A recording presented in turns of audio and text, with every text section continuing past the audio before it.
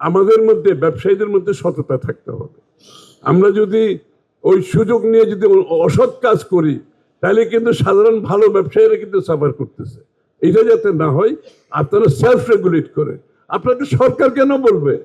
আপনার অ্যাসোসিয়েশন থেকে আপনারা নিজেরা উদ্যোগ নিয়ে যারা অসৎ কাজ করবে আপনার অ্যাসোসিয়েশন থ্রু সেলফ রেগুলেশন আপনারা বাধাগ্রস্ত করবে। ওয়াই সরকার বাধাগ্রস্ত করার দরকার তো নেই।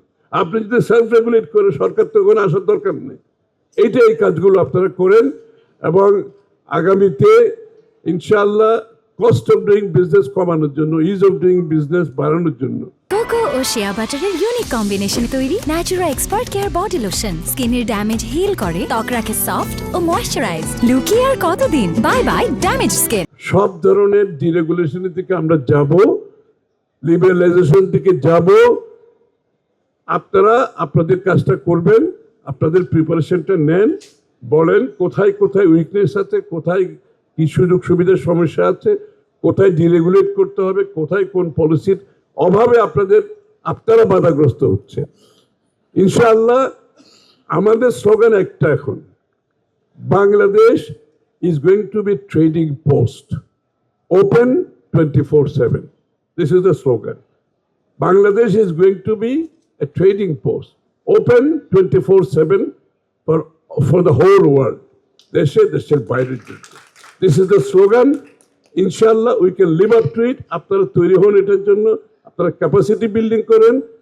আগামী দিনের বাংলাদেশের অর্থনীতিতে আমাদের অনেক বেশি অর্থনৈতিক উন্নয়নের দিকে যেতে হবে, অনেক বেশি কর্মসংস্থান সৃষ্টি করতে হবে। আমরা কর্মসংস্থানটা করবো কোত্থেকে?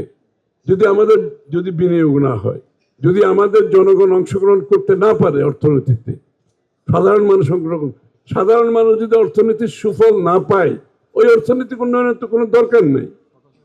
প্রত্যেকটা সাধারণ মানুষ ব্যবসাতে আসার সুযোগ থাকতে হবে, লেভেল প্লেইং ফিল্ড থাকতে হবে।